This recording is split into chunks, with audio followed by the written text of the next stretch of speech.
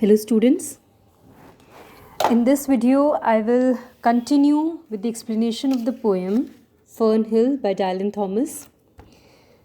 Today I'll start with the second stanza of the poem. I'll first read out the text and then give you the explanation of the lines. And as I was green and carefree, famous among the barns, about the happy yard and singing as the farm was home, in the sun that is young once only, time let me play and be, golden in the mercy of his means. And green and golden I was huntsman and herdsman. The calves sang to my horn, the foxes on the hills barked clear and cold, and the Sabbath rang slowly in the pebbles of the holy streams.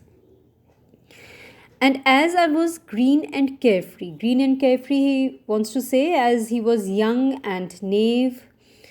So these lines restate the child's impressions which he expressed in the first stanza. A sense of well-being is emphasized again as the word green is repeated, and now this word green is joined with carefree. The word famous supports the child's sense of being the center of his world. It complements the words like honored, prince, and lordly. So he was famous among the barns, about the happy yard, and singing as the farm was home. About the happy yard. Now the yard is not happy. Actually, it is the poet, the child who is happy. So here again we have an example of transferred epithet. So this line hints at the nostalgia that will end the poem. Although the child feels that he will be young forever, while even the sun must age, it is he actually who is only once young. So here we can interpret it in a sense that about the happy yard and singing as the farm was home. So he was enjoying himself, all around the yard, and he was singing as if that farm was his home. Then he says, in the sun that is young once only, time let me play and be, golden in the mercy of his means. Now, again Thomas parallels the lines 4 and 5 from the previous stanza. Time allows the speaker the freedom to play endlessly. The emphasis on the colors green and golden, with the connotation of young and blessed, recurs throughout the poem. The alliteration in huntsman and herdsman reinforces the child's idea of the control that he has over his world. The other images in these lines support this feeling, and we need to notice the repetition of words that are beginning with letters or the sounds g, h, and k. So here he says that time has again been personified, and he says that time allowed him to play and to be young and golden in the mercy of his means. His means means the time. Okay, so time was graceful enough to grant him some period wherein he could enjoy himself in his youth. And green and golden I was huntsman and herdsman. So green and golden means happy and young. He was both a huntsman and a herdsman. So he was playing a dual role in his life at that stage of his life.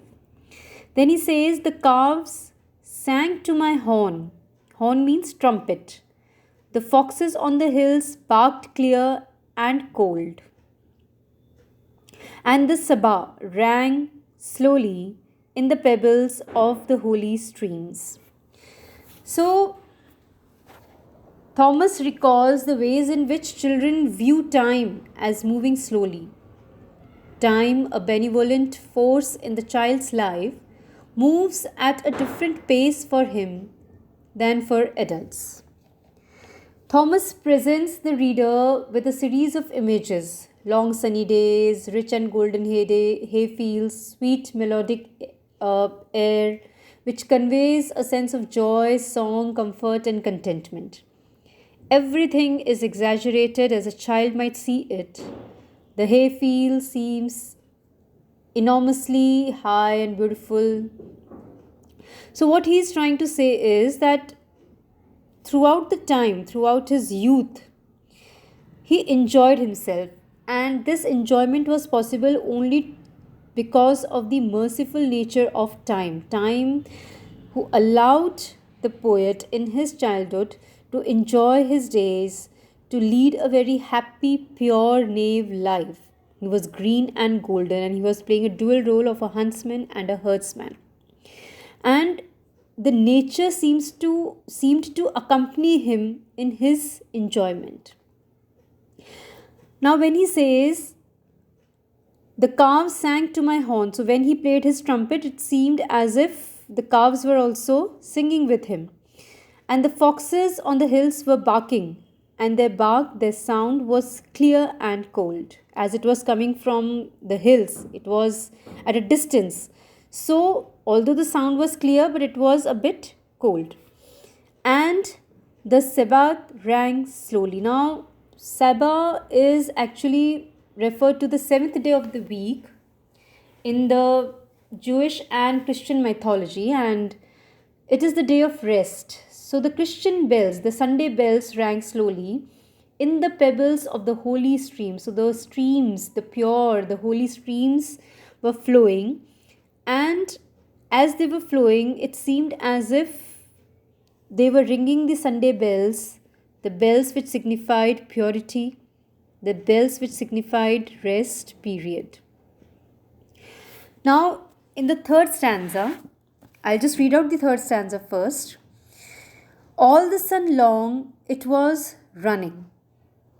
It was lovely, the hay fields high as the house, the tunes from the chimneys, it was air. And playing lovely and watery, and fire green as grass, and nightly under the simple stars, as I rode to sleep, the owls were bearing the farm away. All the moon long I heard, blessed among stables, the night jars, flying with the ricks and the horses, flashing into the dark. All the sun long.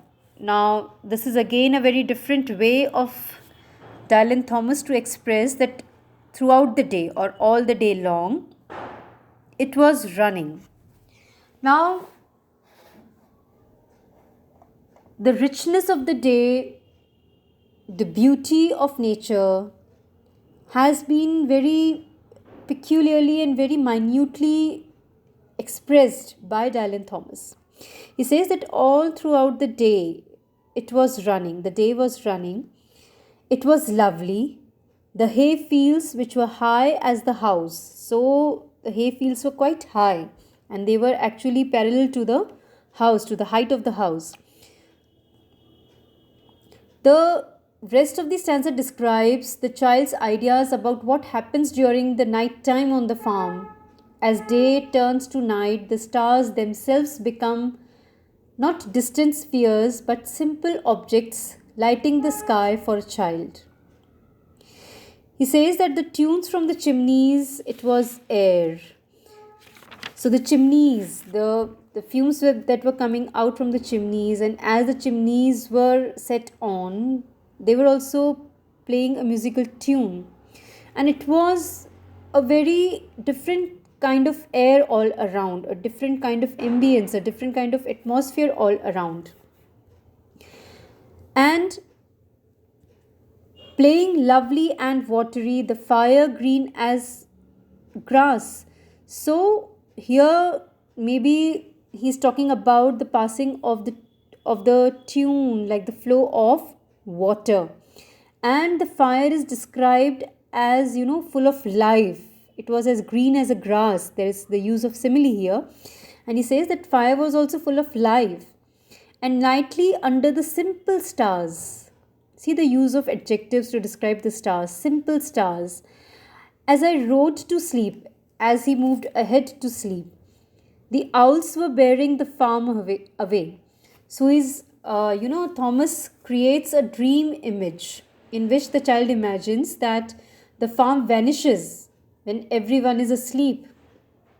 Now, this foreshadows the disappearance of the farm in the final stanza. Here, the nighttime fantasy is one of adventure. Okay, so he is imagining that when he was moving on to sleep, it seemed as if the owls were carrying away the farm all the moon long. All the moon long means all the night long, throughout the night.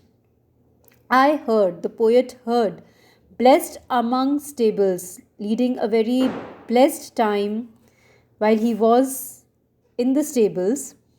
He could hear the night jars flying with the ricks. He could hear the night jars flying away with the ricks and the horses flashing into the dark. And it seemed as if the horses set themselves free from the stables and they were flashing into the dark night. So that's all for the explanation of the second and the third stanza. Thank you.